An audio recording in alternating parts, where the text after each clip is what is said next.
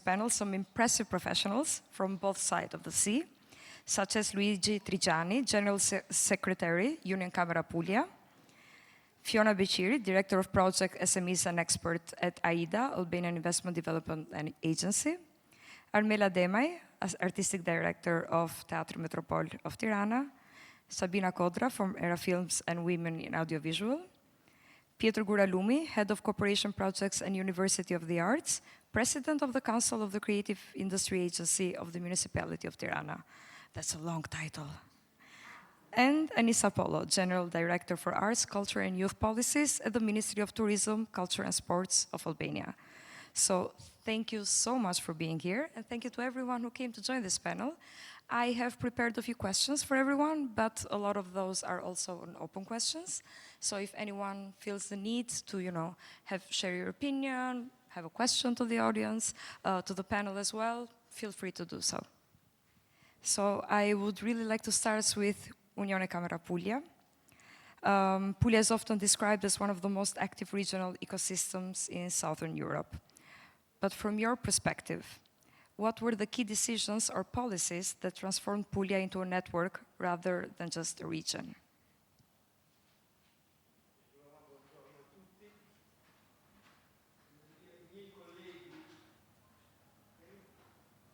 Is it on?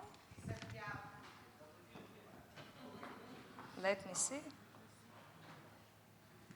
I think it's struggling. Një, dy. There you go. Ok, thank you. Allora, dicevo, i miei colleghi Deiana e Ardiana, i miei colleghi di Tirana mi sorprendono sempre perché avevano organizzato insieme all'altra collega Mariella Sergi di Bari, facciamo un piccolo incontro di benvenuto per gli amici italiani, e invece mi hanno fatto incontrare persone autorevoli e tante amiche ed amici che vedo con grande piacere e mi fa veramente piacere rivedervi.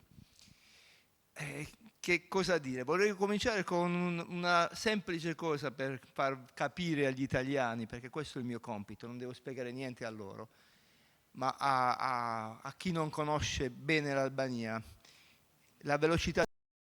Questa è l'ultima fiera, perché oggi è l'ultima fiera qui in Albania.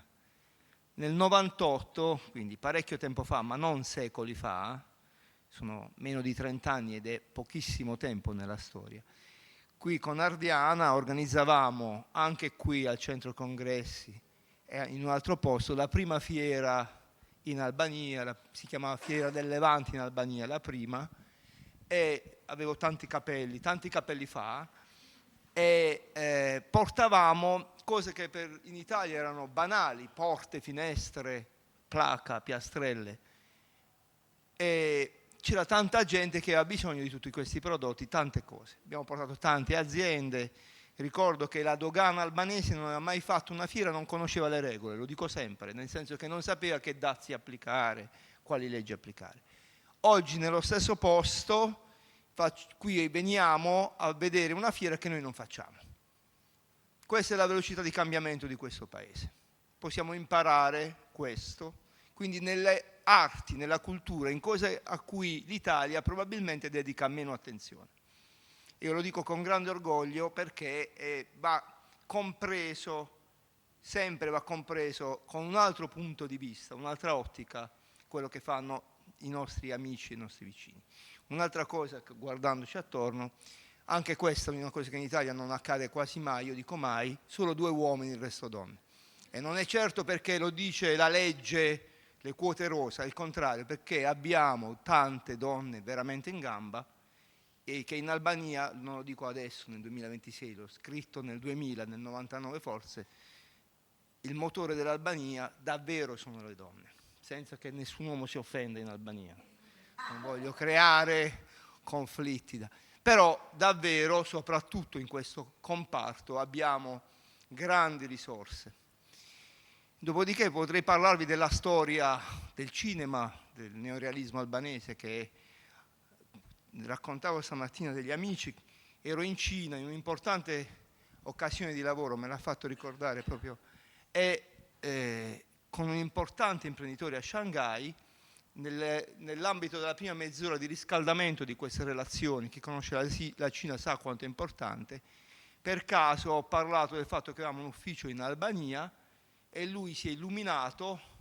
Era molto importante quella cena di lavoro istituzionale, una liturgia, una attenzione, perché lui conosceva a memoria tutta quella che era il neorealismo albanese che aveva qui. Gli albanesi lo sanno molto bene, attori, professionisti, una storia e un know-how specifico. Non voglio dire molte cose, magari poi se volete possiamo parlare di tante cose, anche perché gli esperti, io sono l'unico medico generico, no? Il medico di famiglia, gli esperti sono loro e quindi per qualsiasi domanda su questo comparto in particolare ci sono loro. Una cosa è certa, per scelta, dicevo stamattina, per piano industriale, diciamo così, per politica, l'Albania sta dedicando in realtà al cinema e non solo grande attenzione. Ci sono location che il Ministero ma questa è solo una delle cose che si può dire. La Puglia ha visto e sta vivendo rispetto al cinema lo stesso tipo di attrazione degli investimenti, poi l'abbiamo voluto fare, insomma è capitato, non lo sappiamo.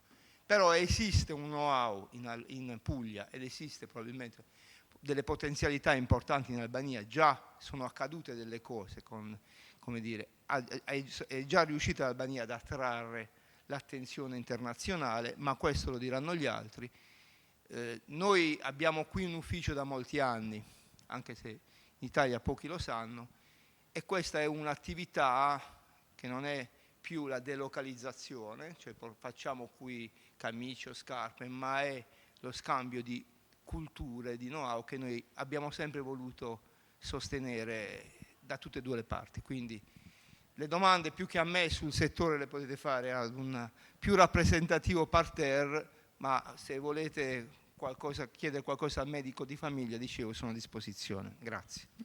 I actually have a follow-up question because you mentioned quite a bit about how, this change and this growth came from just, having Puglia as a region and having as a network hub. But do you think that this was a private initiative from individuals, or it was a public policy decision, or an intersection of both? Thank you. Continuo a spiegare in italiano perché non so se tutti gli amici comprendono l'inglese. Allora, sicuramente l'Albania si è mossa sempre più velocemente su iniziativa privata, perché è tutto più rapido ed è veloce. Faccio un esempio, è meglio che non faccia esempi che non siano legali, ma è velocissima la possibilità di connessione tra privati. Però è anche vero che ci sono strumenti di programmazione anche transfrontalieri, penso agli Interreg, ma non solo.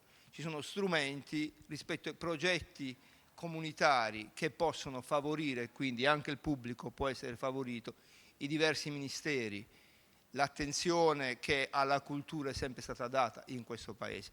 Questo è un paese, torno alla storia, è un paese rispetto al quale, quando io sono arrivato, ripeto, ero giovanissimo, se tu volevi avere successo, se volevi non essere un numero durante la dittatura, potevi fare l'atleta, il musicista, il ballerino, il poeta, l'attore.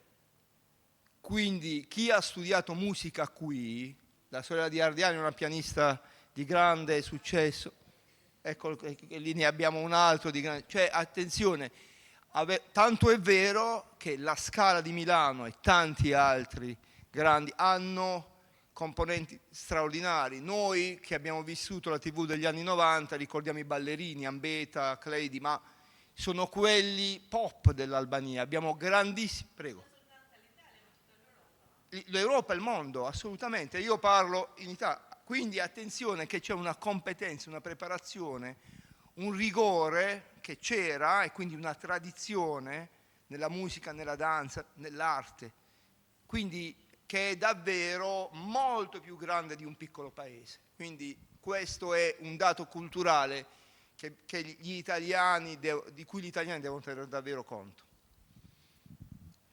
Non so se ho risposto alla domanda, abbiamo i privati, ma il pubblico sicuramente può sostenere, poi qui abbiamo gli strumenti associazioni, camere di commercio, che possono supportare, mettere insieme progetti culturali.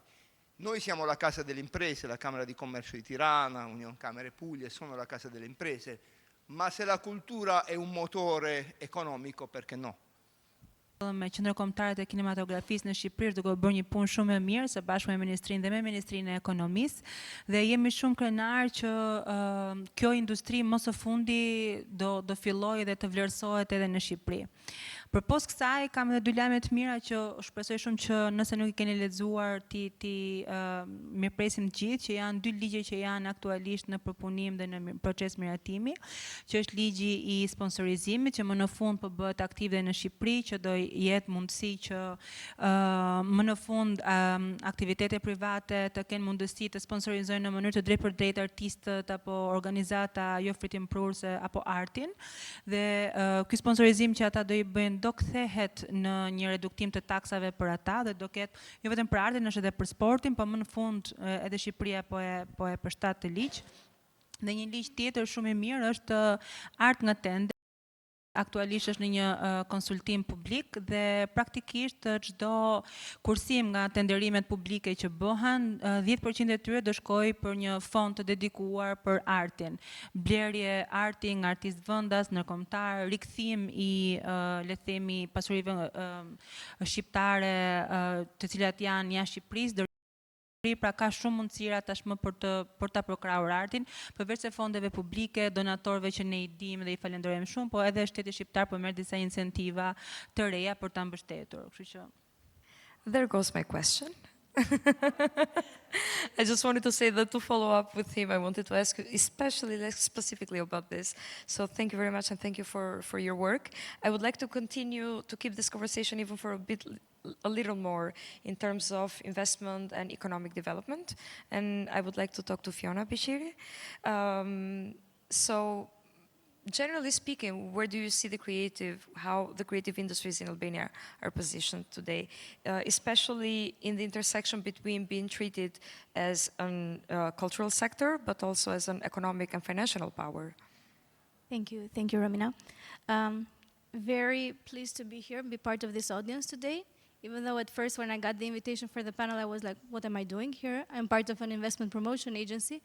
But then I think conversations like these are important, and thank you very much for your questions, because it creates the actual conversation that we need to speak about the creative industry today. And these events are a great opportunity to keep this conversation going. I think as we speak, there is no position where we can say it's a cultural conversation still, or whether it's a mature economic sector. I think when we think of culture still here in Albania, we think of the events, of the art itself, or the promotion and everything that goes on with it. And on the other side, to be mentioned and as an economic sector, I think we are still not there. But as Anissa mentioned and the professor mentioned before me, there are still so many incentives going on, and the legislation is moving on in the right direction. So even though we are still in the transition part, I think we are moving in the right direction. And this is very important. And this is why conversations like this and different stakeholders like us that we are here create value for the sector. So I think we just have to keep talking and moving and working, and I think things will change for the creative industry. Today here, it's been a great day for me so far, because I've been connecting and reconnecting not only with creative people, but with so many stakeholders that all of us together create the value that we need to work towards this section. I feel like it's a constant clash. Exactly. In every kind of interaction. No, but it is important to speak about this kind of things, because when you think about culture, like I said, you think of the art itself, and when we see it in the economic aspect, I need to ask different questions, like, are they creating jobs? Can we export these services that they're creating? Do they need financing? These are the kind of questions that... Ready to import? Exactly. These are the kind of different kind of questions and the value that we need to create when we see it as an economic driver. So I think we can all agree that we are not there yet, but with the legislation and with the incentives that were mentioned before, I think we're moving. Yeah, we're moving forward, and we're also constantly breaking barriers. And I want Have a bit of a chat with Sabina Kodra about this, because you work specifically on empowerment within the audiovisual sector, and I'm curious about your perception of who is still excluded in this network, and what needs to change in order for this access to be, equal for all of us. Përshëndetje gjithëve. Unë quhem Sabina Kodra, jam producente filmi për 25 vitesh në Shqipëri. Prej 8 vitesh kemi ndërtuar Gruan Shqiptare në Audiovizual, nëpërmjet së cilës përfshim 2 fusha të rëndësishme, që është audiovizuali dhe media.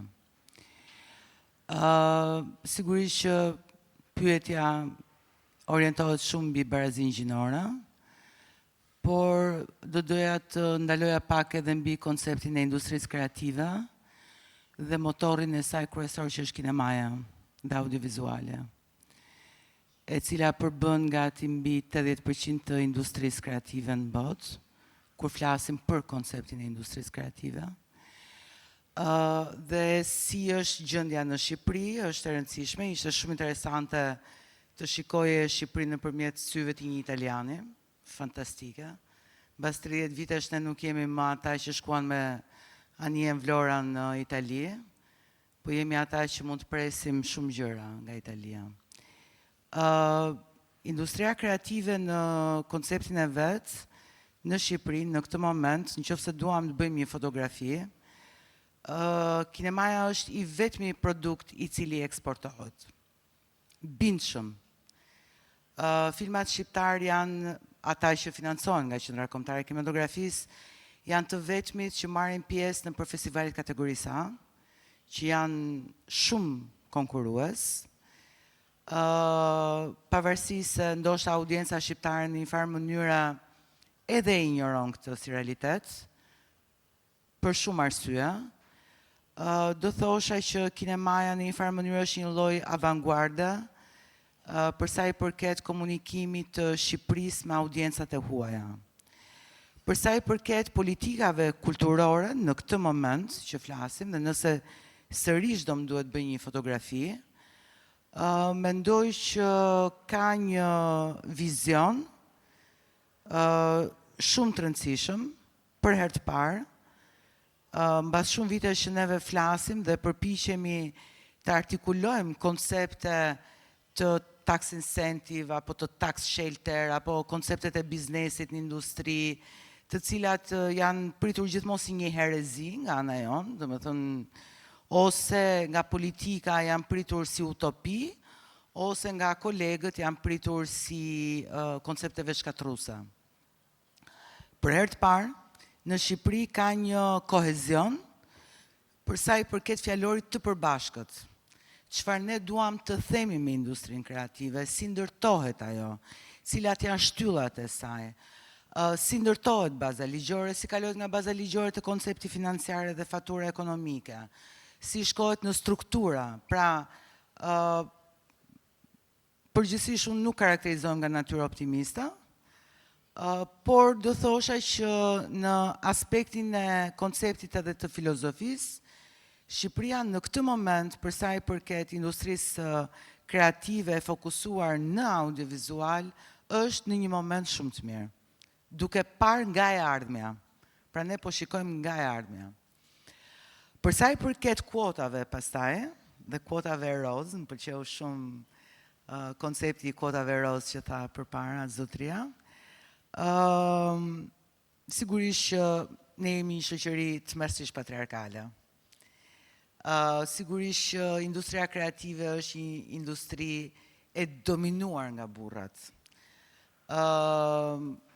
Dhe këto janë disa beteja cilat neve nuk mund t'i zgjidhim brenda inata, pra ne nuk është se do zgjohemi nesër, do bëjmë një ligj, do vendosim kuota, do zgjohemi nesër dhe gjithçka do zgjidhet. Përpiqemi të punojmë në shumë shtresa, në shumë nivele, duke filluar nga koncepti i edukimit dhe duke vijuar te koncepti i mirëkuptimit përbashkët, për të shkuar pastaj tek niveli i kuotave. Unë akoma, edhe sot e kësaj dite, megjithëse se punoj në grupin e ligjit për kinematografin, për audiovizualen, akoma nuk kam arritur të artikuloj kuotën, sepse kemi probleme shumë të mëdha për të zgjidhur për të ardhur deri te kuota. Që kështu nuk e di ajo përgjigja pyetjes, po kjo është.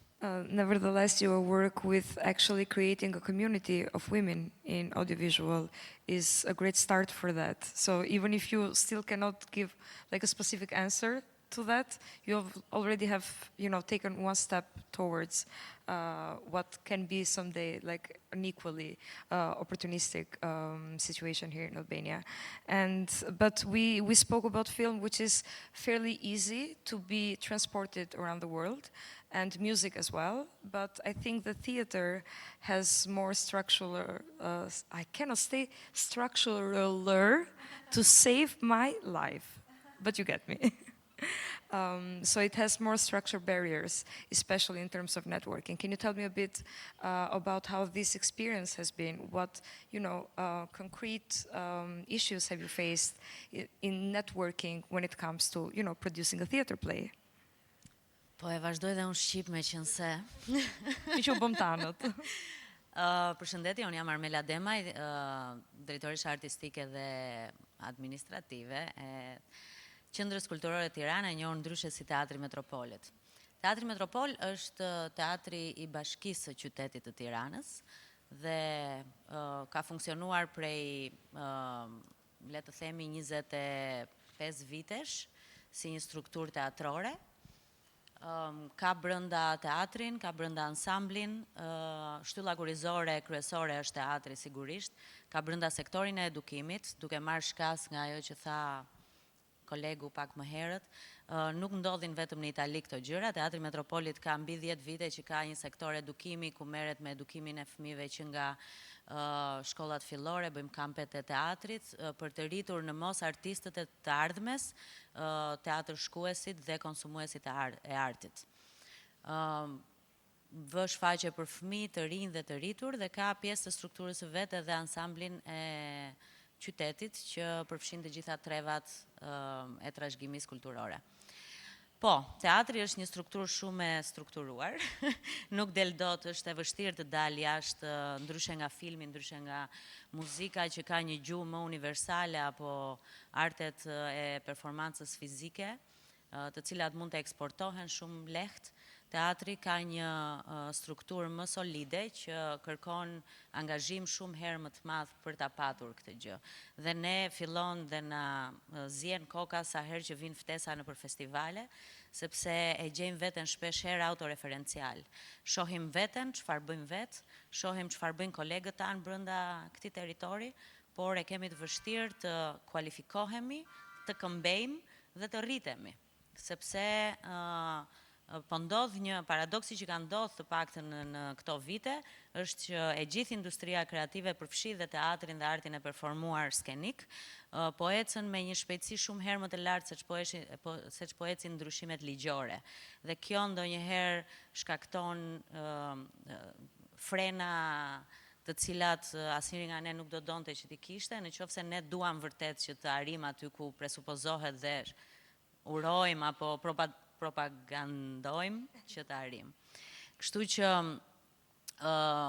unë shpresoj fort, po jam skeptike derisa ta shoh të realizuar që ligji që po punohet për artin do të jetë vërtet ai të cilin do na vlej ne tani dhe atyre që do të vinë më pas, sepse për një drejtues, ndoshta për një artist të lirë i cili është aktiv në skenën artistike, nuk i kupton ndonjëherë se çfarë linjash të holla duhet që të kalojnë dhe çfarë pengesash ka në ligj, që nga taksa që është e kontratave të shërbimit edhe deri tek daljet jashtë territorit ku duhet apo marrjet e artistëve të tjerë, të ftesave të artistëve të tjerë që të bëjmë bashkëpunime dhe të këmbejmë eksperienca.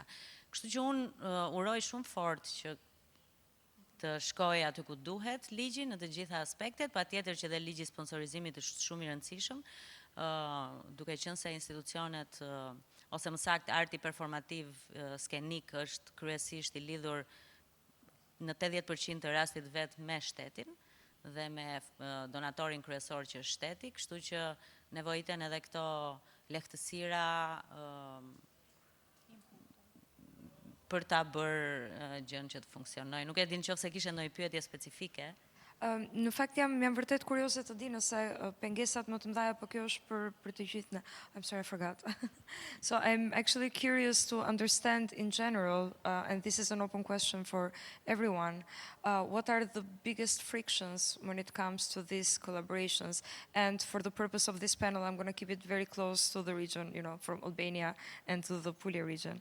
But, are these barriers, bureaucracy, funding, just lack of sustainability, so these are things that are not being continued. What do you perceive to be like this biggest border between these collaborations, or the potentiality of these collaborations? Mund t'i përgjigjem. Ne kemi një eksperiencë disa vjeçare me bashkëpunimi dhe partneriteti me një teatr privat në Lecce. Dhe si pasojë e kësaj, në gjithë këto vite, janë diku te 7 ose 8 vite, kemi marrë dhe kemi dhënë, por e vërteta është që asnjëherë nuk kemi qenë të balancuar në këtë këmbim. Gjithmonë ata kanë dhënë më shumë se ç'kemi dhënë ne.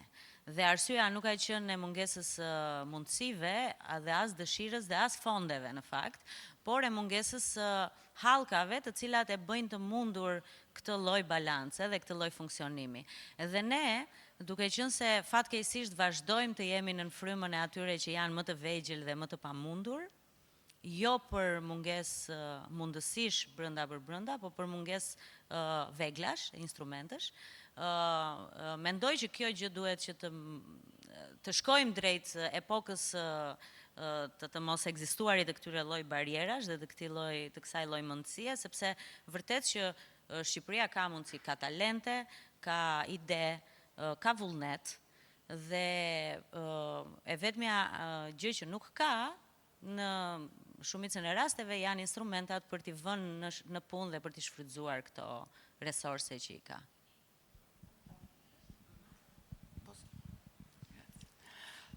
Për t'ju përgjigjur, pyetjes është shumë interesante. Neve marrim Puljan, se nuk po shtrihemi më gjerë. Kinemaja me Puljan lidhje organike dhe shumë të natyrshme. Duke qenë se Pulja ka të famshmin Film Commission, i cili bën co-production market, janë festivalet, ne shkojmë mesatarisht 1 apo 2 herë në vit, nëse na duhet një lokacion më interesant, ne shkojmë dhe e gjejmë. Nuk mund të them të njëjtën gjë viceversa, siç tha dhe Armela, por mund të them që çfarë ka.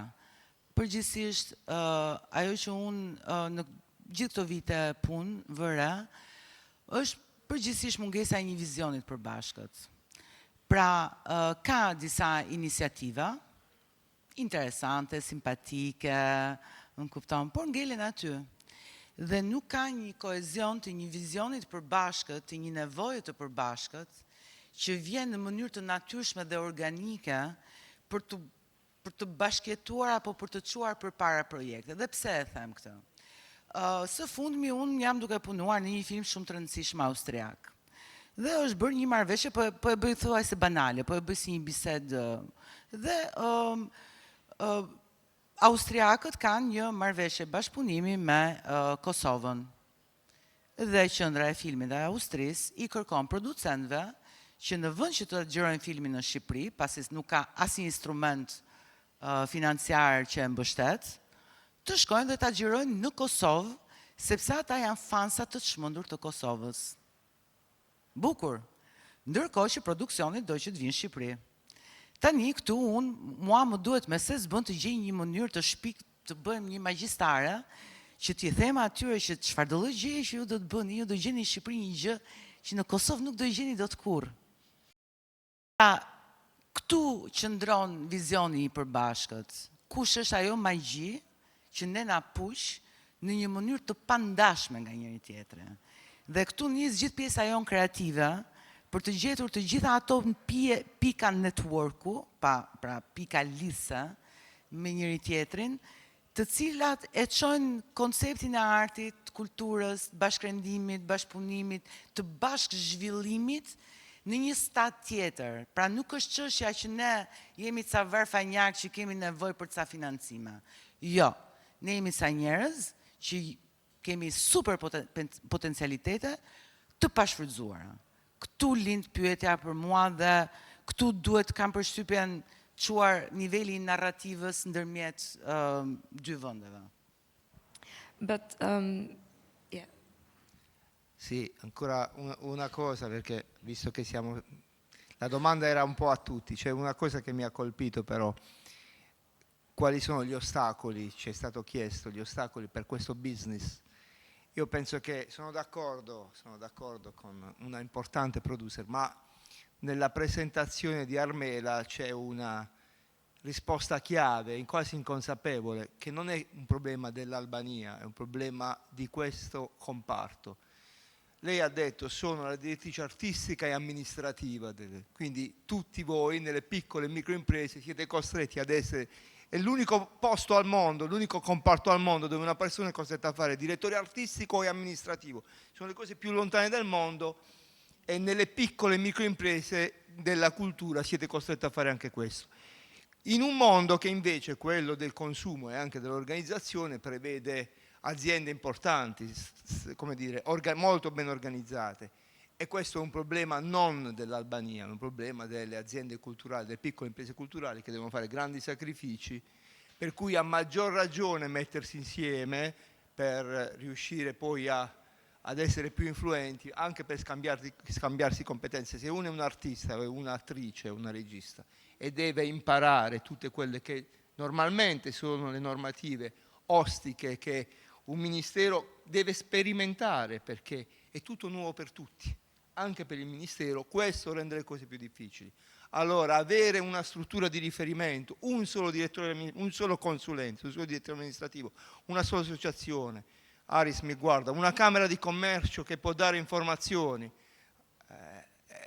sono strumenti che mancano, importanti, che uno può dare per tutti, in Italia e in Albania, per dare forse, per far fare ad Armela il suo mestiere, la sua vocazione vera, perché sarà più brava, sarà bravissima come direttore amministrativo, ma noi non vogliamo che invecchi a imparare le norme, vogliamo che continui a fare quella che è la sua vocazione. Quindi sarebbe molto utile avere un glossario comune, un vocabolario comune per riprendere quello che è stato appena detto.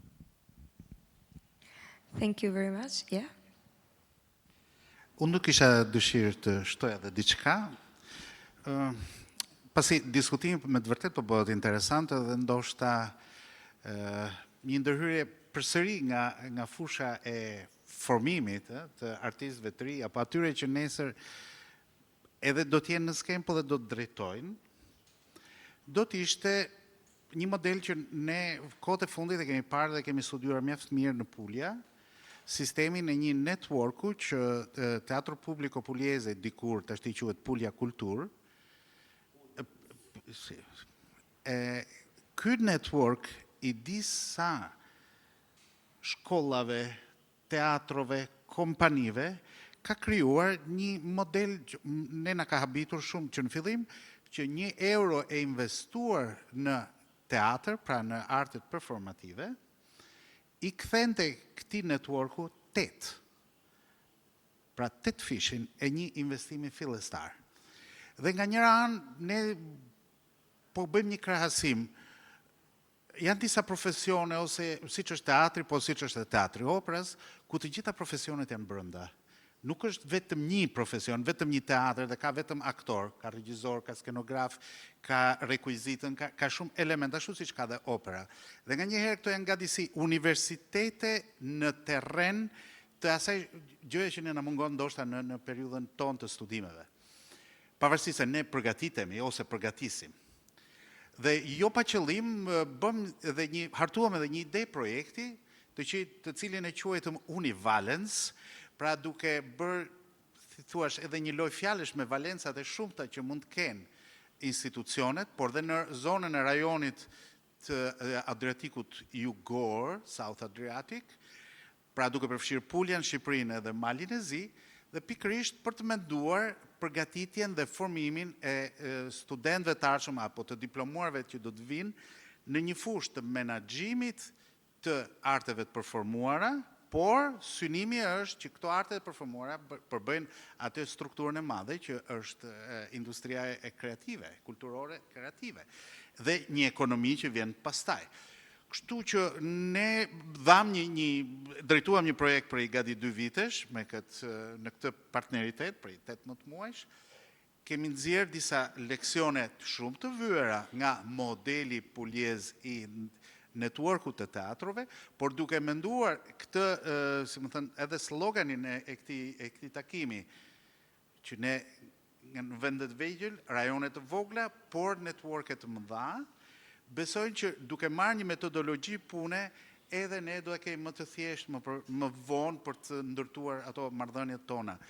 Por sigurisht që ideja e një networku të shkollave, sepse ato krijojnë nesër publikun e të ardhmes, pra fëmijëve, brezave më të mëdhenj, por gjithashtu dhe universitetit, apo edhe universiteteve, duke hapur edhe sfidën që Universiteti i Arteve të mund të krijojë, të pilotoj edhe disa lloje të reja programesh, besoj që i japi si thuash, një shkëndij tjetër edhe kreativitetit shqiptar për qenë dhe për të paraqitur para publikut.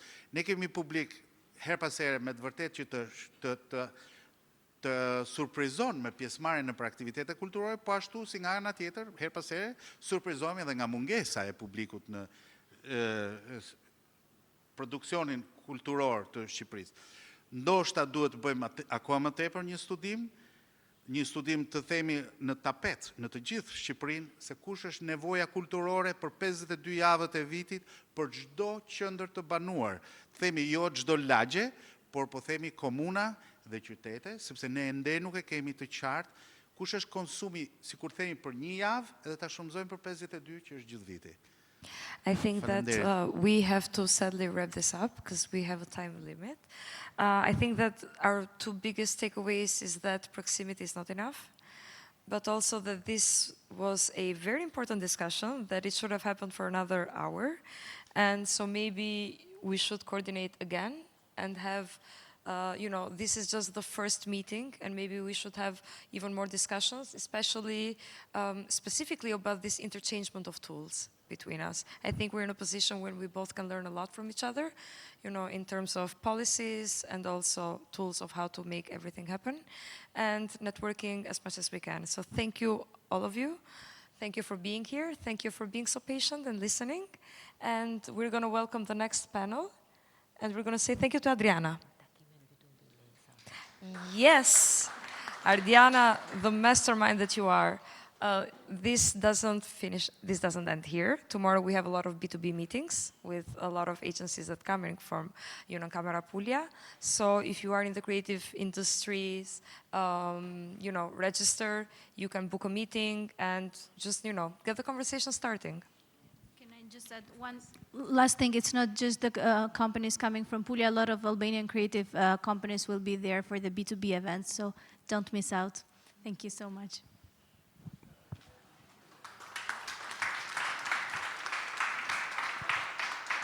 Përshëndetje Arsim. Alo, më dëgjon? Si e?